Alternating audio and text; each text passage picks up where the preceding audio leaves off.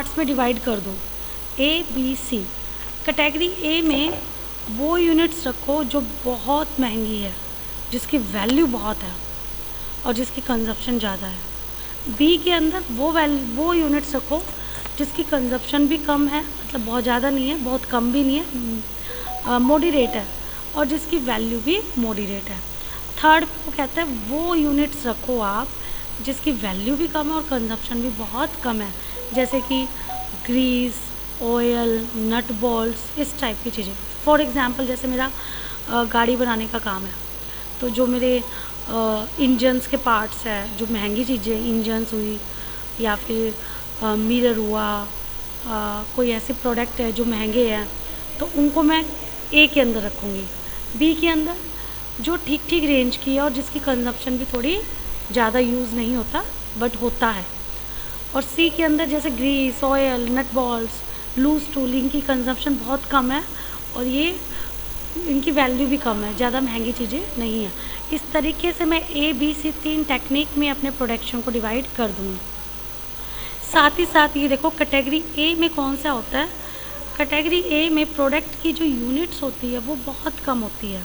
मतलब टोटल मान लो मेरे पास 100 यूनिट है गोडाउन में, तो सिर्फ 5 या 10% यूनिट होती है कैटेगरी ए की, लेकिन वैल्यू में वो सबसे ज़्यादा होते हैं, पैसों के रूप में उनकी वैल्यू ज़्यादा है। जैसे कि ज्वेलरी स्टोर के अंदर आप देख सकते हो डायमंड की कीमत ज़्यादा होती है बहुत, तो डायमंड की यूनिट्स कम मिलेगी, गोल्ड आपको ज़्यादा यूनिट्स में मिलेगा एज़ कम्पेयर टू डायमंड। और अगर सिल्वर रखते हो आप तो सिल्वर की आइटम सबसे ज़्यादा मिलेगी और वो वैल्यू में सबसे कम होगा। ठीक है?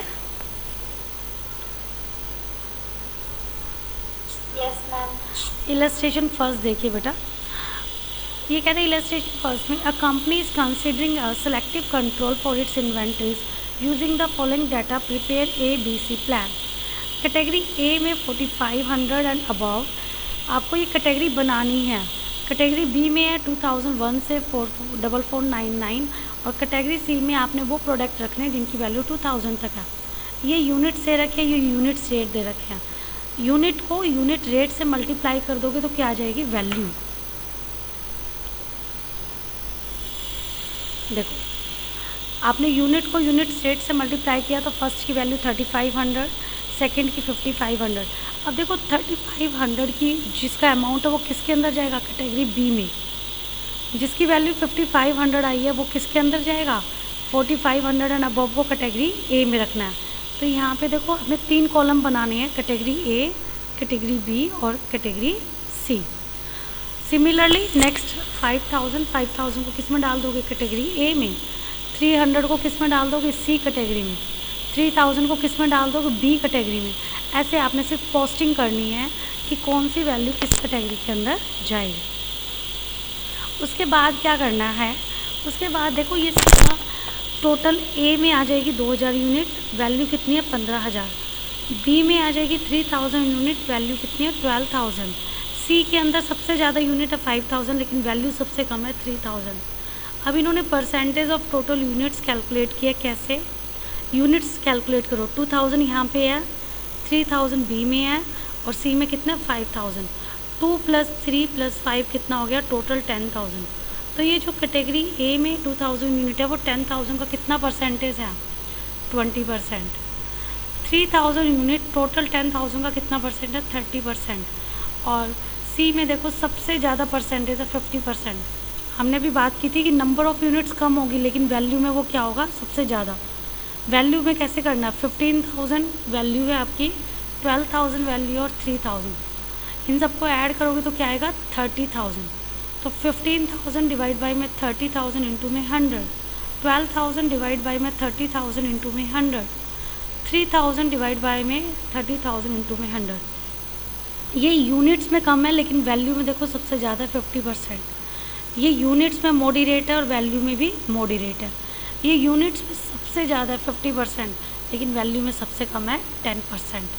तो इसको बोलते हैं हम ABC analysis. Is it clear? Next है आपका वैड एनालिसिस। वैड एनालिसिस भी सेम ABC वाला है, बिल्कुल सेम। इसमें बस 3 कैटेगरी बता दी। वी का मतलब है वाइटल, ई का मतलब एसेंशियल, डी का मतलब है डिज़ायरेबल। वाइटल को उन्होंने कैटेगरी ए बोल दिया, एसेंशियल को उन्होंने कैटेगरी बी बोल दिया और डिज़ायरेबल को उन्होंने कैटेगरी सी बोल दिया। सेम कॉन्सेप्ट होता है, इसकी वैल्यू सबसे ज़्यादा होगी लेकिन यूनिट्स में कम होगा। जैसे 20% यूनिट्स में है लेकिन वैल्यू में सबसे ज़्यादा 50%, यूनिट्स में 30% है, वैल्यू में कितना 40%। ये यूनिट में कितना 50% लेकिन वैल्यू में कितना होता है सिर्फ 10%। नाम चेंज है। वाइटल का मतलब क्या है, जो सबसे इम्पॉर्टेंट है बिजनेस में, जो सबसे महंगी चीज़ हो, जो सबसे इम्पॉर्टेंट है, जिसके बिना काम ही नहीं चल सकता, उसको आप क्या बोलो, वाइटल। अपने मटेरियल को आप 3 कैटेगरी में डिवाइड कर दोगे कि ये मेरी कैटेगरी वाइटल है, एसेंशियल है या फिर डिज़ायरेबल। ये इसलिए भी करते हैं हम कि जो वाइटल कैटेगरी में है या जो ए कैटेगरी में है, हम उन पे ज़्यादा इंस्पेक्शन करें, उन पे कंट्रोल रखें। क्योंकि अगर एक डायमंड का पीस गुम हो जाएगा तो आपको हो सकता है करोड़ों में नुकसान हो जाए, लाखों में नुकसान हो जाए। बट अगर एक सिल्वर गुम हो जाएगा तो हो सकता है आपको सिर्फ 1000 में नुकसान हो। तो इसलिए आप कंट्रोल करने के लिए अपने मटेरियल को 3 कैटेगरीज में डिवाइड कर दो। वाइटल जो बहुत इम्पॉर्टेंट है बिज़नेस के लिए, जिसके बिना प्रोडक्शन प्रोसेस चल ही नहीं सकती, वो आपके किसके अंदर आएंगे, वाइटल के अंदर। एसेंशियल जो ज़रूरत तो है बट ठीक है, ज़रूरत है बट हम ये नहीं कह सकते कि बहुत ज़्यादा ज़रूरत है। फॉर एग्ज़ाम्पल, आपको जीने के लिए सांस लेना ज़रूरी है, ऑक्सीजन ज़रूरी है, दैट इज़ वाइटल। एसेंशियल क्या है कि आपको खाना पीना नहाना सोना, ये एसेंशियल है। एक दिन खाना नहीं खाओगे तो मर नहीं जाओगे, लेकिन वो एसेंशियल है। खाना खाना ज़रूरी है अपनी बॉडी के लिए, हेल्दी रहने के लिए। डिज़ायरेबल मतलब आपके पास 100 तरीके की ड्रेसेस होगी तो दैट इज़ डिज़ायरेबल। अगर वो ड्रेसेस ना भी हो तो भी आप जी सकते हो, वो आप रह सकते हो, ठीक है, उसको बोलते हैं हम डिज़ायरेबल। हो जाएगा। Yes, ma'am. आपकी नेक्स्ट क्लास का टाइम हो गया। रिमेनिंग टेक्निक्स हम कल करते हैं, आप अपनी अटेंडेंस कोट कर सकते हो, ठीक है। और मुझे ये सजेस्ट करो, is this method is better या वैसे ही करवाऊँ, ये सही लग रहा है। Yes, ma'am. ठीक था। पहले इसमें हम क्लियरली देख नहीं पाते, इसमें क्लियरली विजिबल नहीं है। हो जाती है। क्या हो जाती है, मुझे समझ नहीं आया।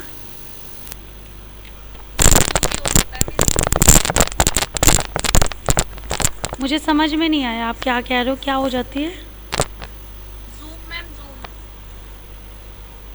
जूम नहीं हो रहा इसमें आपसे, मतलब विच वन इज़ बेस्ट।